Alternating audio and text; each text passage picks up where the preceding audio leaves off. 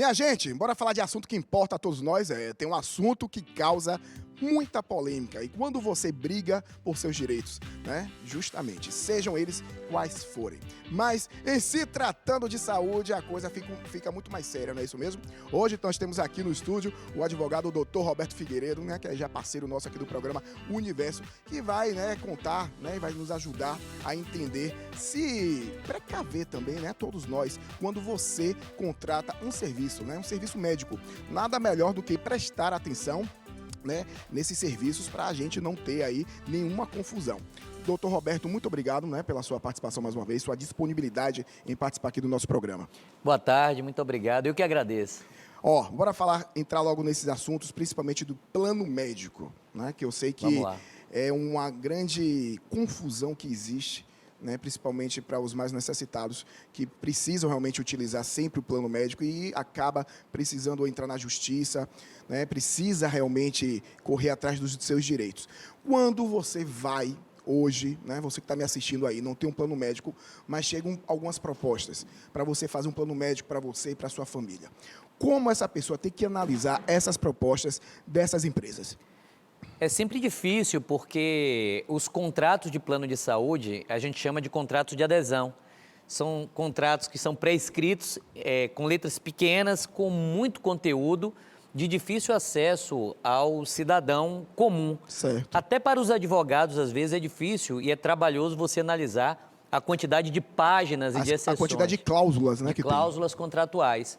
Então, o bom senso, você pesquisar no mercado, entrar no site da Agência Nacional de Saúde, a ANS, entrar no site do PROCON, conversar com o corretor que está lhe apresentando aquele contrato, buscar alguém que já seja beneficiário daquele plano de saúde.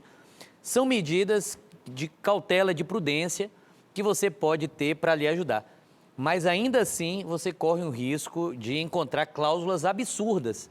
Tem plano de saúde que coloca cláusula, por exemplo, de tempo máximo de estadia em uma UTI, como se a gente tivesse prazo para ficar bom, para ficar fosse curado. Combinado, né? Como se fosse um combinado. Bom, a saúde é um direito de todos, está na Constituição. Então, todos nós, todos que estamos aqui, temos direito à saúde. Ou pelo sistema público, o Sistema Universal de Saúde, que foi muito importante na pandemia. Sim, lógico. E é muito importante na vida das pessoas. Ou a saúde privada, o plano complementar, né? Que é aquele plano de saúde, como a gente chama na prática. Os planos de saúde geralmente são feitos por corretores cadastrados nesses planos que nos vendem, nos apresentam várias opções de plano e você paga mensalmente um valor. O que eu estava a esclarecer aqui, antes do microfone, é que essas cláusulas, elas são de difícil acesso ao cidadão. São muitas cláusulas, letras pequenas, o que é abusivo, o que é ilegal. Então, mais importante do que ler essas cláusulas, porque você nem sempre tem como discutir, eu não quero essa cláusula, vamos alterar. O plano de saúde não vai alterar, são cláusulas de adesão. Então, mais importante do que isso, é você fazer uma pesquisa de mercado, você procurar no PROCON a quantidade de reclamações, como esse plano de saúde ele está ranqueado. Sim, importantíssimo. Importantíssimo, e você tem isso com facilidade no PROCON, na Agência Nacional de Saúde, conversar com o seu próprio corretor, com outras pessoas que tenham aquele plano de saúde. E esse boca a boca é fundamental. Quando eu escolhi o meu plano de saúde e o plano de saúde dos meus filhos, eu fiz isso, eu procurei saber de outras pessoas que utilizam esse plano, se esse plano atendia, né, minimamente. Para a gente entender um pouco dos pós e contras, né, dessa empresa, desse plano médico. Nós temos, doutor Roberto, algumas perguntas, né, de populares, das pessoas que acompanham a nossa programação na rua. E a gente vai soltar agora a primeira pergunta. Bora lá. O plano de saúde pode encerrar ou aumentar de acordo com a idade? Vamos lá. Ele não pode encerrar por critério de idade. Ou seja, se eu ficar velho, o plano de saúde não tem direito de cancelar o plano de saúde porque eu fiquei velho. O envelhecimento é um direito fundamental. Todos nós temos direito a envelhecer. Eu quero exercer esse direito por muitos anos, né? Todos nós. Todos nós queremos. Então, é um direito. O Estatuto da Pessoa Idosa protege o idoso. Então, isso seria uma prática discriminatória. Existe também uma lei federal que é a Lei dos Planos de Saúde. Ela só autoriza o corte do plano de saúde em duas hipóteses apenas. Hipótese número 1, fraude. Hipótese número 2, não pagamento por mais de 60 dias e desde que o plano notifique você previamente de que você está sem pagar. Fora dessas duas hipóteses, qualquer corte do plano de saúde é abusivo e deve ser denunciado ou à Agência Nacional de Saúde, ou ao PROCON, ou em uma ação de juizado, onde você obtém uma liminar e obtém um restabelecimento do plano. Maravilha. Quem fala claro, né, é impressionante, né? Traz uma informação que é um pouco, às vezes, mais burocrática, com informações técnicas que todos nós, né, temos um pouco mais de dificuldade de absorver, mas nós temos os especialistas justamente para isso, para deixar claro, né, toda essa confusão que existe. Próxima pergunta, por favor. Meu médico passou remédio caro para mim. Será que eu tenho desconto pelo plano? Desconto, né, de medicamento pelo plano médico. Muito bem. O médico tem a obrigação de entregar o melhor da boa medicina para a cura da doença do paciente. Então, o médico, quando vai prescrever ou um tratamento ou um medicamento, ele não pode pensar em dinheiro. Ele tem que pensar no direito à saúde daquela pessoa, claro que considerando a situação financeira daquela pessoa e o acesso que aquela pessoa tem a medicamentos. Nós temos a lei dos genéricos, temos medicamentos genéricos. O próprio Sistema Único de Saúde, ele fornece também medicamentos de alto custo, desde que integrem, estejam registrados na Anvisa. Não pode ser um medicamento, como a gente chama no Brasil, off-label, que é um medicamento proibido, ainda não validado pela Vigilância Sanitária ou pela Anvisa. Mas fora daí, se o médico prescreve, apresenta um relatório, e aquilo faz parte do atendimento, o plano de saúde também deve fornecer aquele tratamento. Ou o SUS, o Sistema Único de Saúde. E se não fornecer, o caminho é sempre o mesmo. Agência Nacional de Saúde, PROCON ou ação judicial para obter uma liminar, que geralmente é concedida para o beneficiário do plano de saúde. Agora, fugindo um pouquinho, né, mudando a chave com relação às nossas perguntas, nós temos outras perguntas também dos nossos telespectadores, daqui a pouco a gente dá continuidade. Indo para o outro lado da moeda, né, quando o paciente, né, fez uma cirurgia, não saiu bem sucedida a cirurgia, ou então ele não ficou satisfeito com a cirurgia não deu certo. Ele se posiciona como? Ele pode processar aí o hospital, ele pode processar aí o médico, o cirurgião. Como é que esse paciente ele pode proceder nesse sentido? Excelente pergunta e a gente precisa esclarecer duas coisas aqui. Ok. O não deu certo, às vezes é um não deu certo, que é uma consequência natural do procedimento, porque o médico nem sempre pode garantir o sucesso, aliás, em regra. A obrigação do médico é aplicar a boa medicina, mas o médico ele não pode se comprometer com o resultado, porque cada organismo reage de um jeito. Correto. Então, é possível que você não tenha um erro médico necessariamente. Então, essa é a primeira questão. Esse não deu certo pode ser uma consequência natural do tratamento. E o não deu certo pode ser um erro médico. Então, assim, quando o médico ou o hospital é responsabilizado? No primeiro caso, quando o médico não informa ao paciente que aquele procedimento pode gerar uma consequência adversa. Então, o médico tem esse dever. Se o médico deixar isso claro para o paciente. Claro, ele para dizer, olha, esse tratamento pode ter um efeito adverso. O médico ele não pode cair na tentação de só esclarecer a coisa boa. Ele tem que dizer, olha, há um risco Nem e o tudo risco... são flores, né? O risco é esse. Você topa se submeter ao procedimento mesmo sabendo. E aí tem um documento que a gente chama de consentimento informado. O paciente assina uma declaração. Se o médico não colhe o consentimento informado, o simples fato do médico não provar que esclareceu isso, já o responsabiliza, ainda que a consequência seja uma consequência possível do procedimento. Não informou, responsabilidade civil do médico e até do hospital, a depender do caso. E a segunda hipótese é a hipótese de erro médico. Aí é preciso que haja uma perícia no caso concreto para verificar se efetivamente houve uma imprudência ou negligência ou imperícia do médico, e aí tanto o hospital responde, quanto o médico responderá também. É isso aí. Hoje nós estamos aqui com um profissional, perdão, gente, o Dr. Roberto Figueiredo, advogado. Nós estamos falando sobre essa questão do direito, né, na área de saúde, na área da medicina também, que eu sei que interessa, né, a todos nós, interessa muito. Eu quero aproveitar que a gente está falando, tá, aqui sobre abordando os direitos, né, falando aqui com o Dr. Roberto.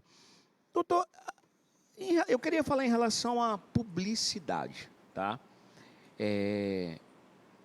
A gente, quando se depara com a publicidade, vamos supor, e a gente acha, vamos supor que a gente faz uma cirurgia e o resultado não saiu como eu acho que deveria ter saído. Eu tenho direito como foi prometido, digamos assim, Sim, sim. tá? A cirurgia não ficou da forma como o médico disse, né? Que ilustrou que ficaria. Até onde vai o direito aí do paciente? Não gostei, o médico fala, mas ficou bom, mas eu não gostei.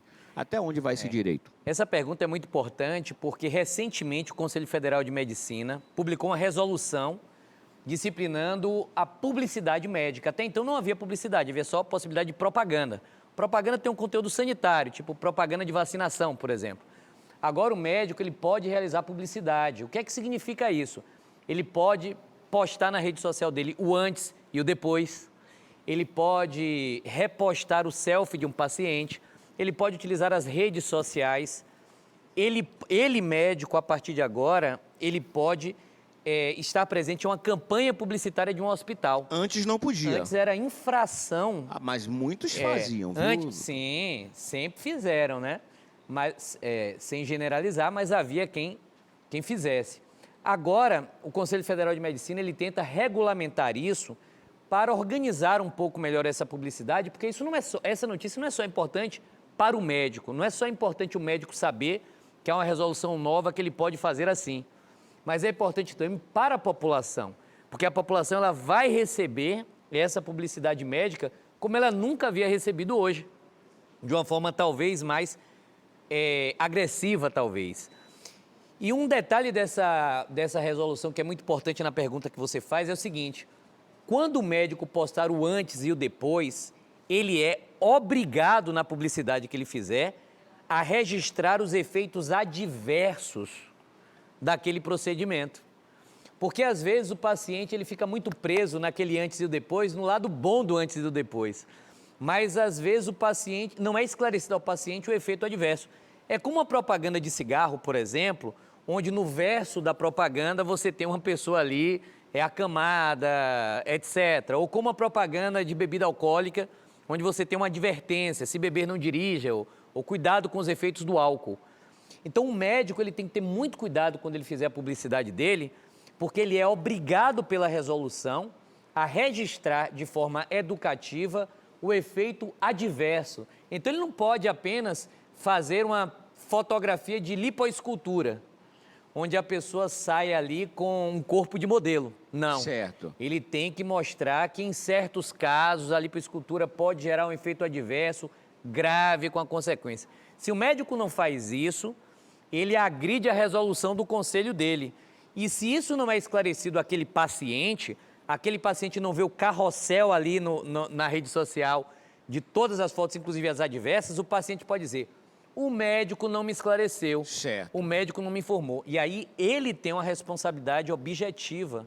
Pronto. Agora a gente vai voltar aqui para a questão, vamos supor, harmonização, né, que está na moda. Tá. Se não ficar do meu gosto e o médico falar, não, está harmônico, mas eu não concordar, eu, paciente, porque vira e mexe acontece de ficar né, um pouquinho mais inchado do que o outro, não falo nem no pós, né, que fica um pouquinho inchado, mas um lado ficou mais preenchido que o outro, ou numa operação de seio, não fica assimétrico, e o médico fala, não, ficou bacana, mas eu não concordar, eu como paciente, cabe processo aí? Tem que ter muito cuidado, porque esse não gostar deve ser analisado juridicamente em duas perspectivas. A perspectiva objetiva e a perspectiva subjetiva. É igual a uma taça de vinho que você toma, né? Você experimenta antes. Você pode gostar daquele vinho e você pode não gostar. E isso é um sentimento que muitas vezes é subjetivo. Então, assim, o retorno do paciente subjetivo demais, aquele paciente que quer ficar com a foto ou com o corpo igual daquele modelo da televisão, daquele artista famoso, e ele não vai ficar. É impossível, porque o físico dele é diferente, o organismo dele é diferente do outro. Então, essa insatisfação subjetiva não gera responsabilidade civil, não gera direito à indenização. Agora, uma insatisfação objetiva, Aí gera. O que é uma insatisfação objetiva? É um arranhão, uma luxação, um defeito para além do normal. Um defeito cirúrgico para além do que está descrito na literatura. Porque vamos parar e pensar, procedimento cirúrgico, ainda que estético, ele gera dano. A pessoa toma uma anestesia para fazer o procedimento cirúrgico, recebe um corte para realizar o procedimento cirúrgico e o organismo responde a isso. Às vezes, para você obter um fim estético, você agride o organismo para obter esse fim. Então, se essa insatisfação está dentro daquilo que é aceitável na boa medicina, não vai haver direito de reparar o dano se o paciente for esclarecido. Ainda que subjetivamente ele ache que sempre pode fazer o melhor.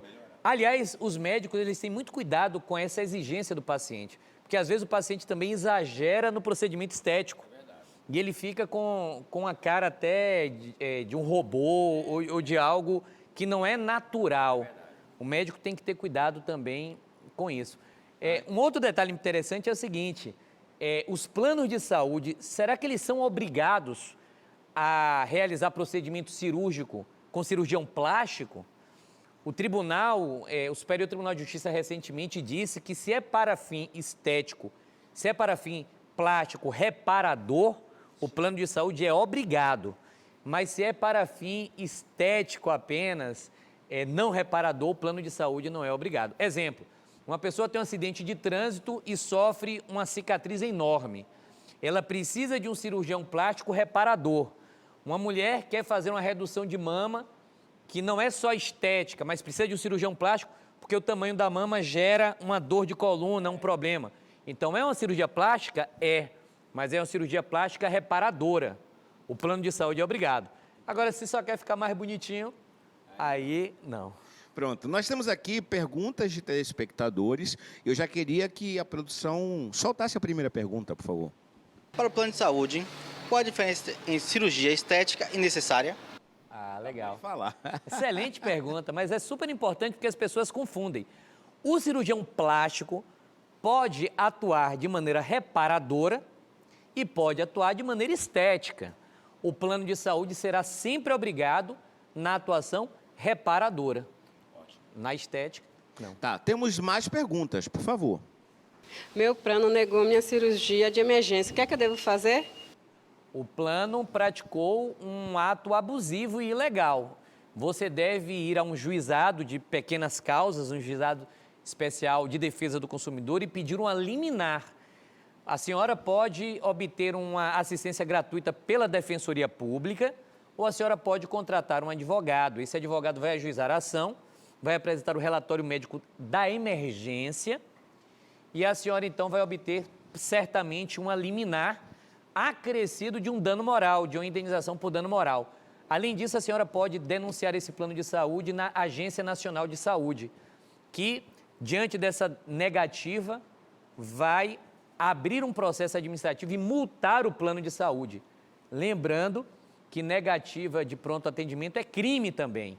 Então, é possível que esse hospital, em uma situação de emergência, responda por omissão de socorro, inclusive sob o ponto de vista criminal. De hoje, agradecer ao advogado Dr. Roberto Figueiredo, que já faz parte aqui, né, do nosso programa, do quadro dos especialistas. E ele hoje bateu um papo especial com a gente falando sobre aí o direito na área de saúde também. E foi muito esclarecedor, como sempre. Dr. Roberto, muito obrigado, viu? Obrigado, Léo. Até a próxima. E quem quiser encontrá-lo nas redes sociais... @Roberto_Civil. Roberto_Civil, minha rede social. Fácil de encontrar. É isso aí?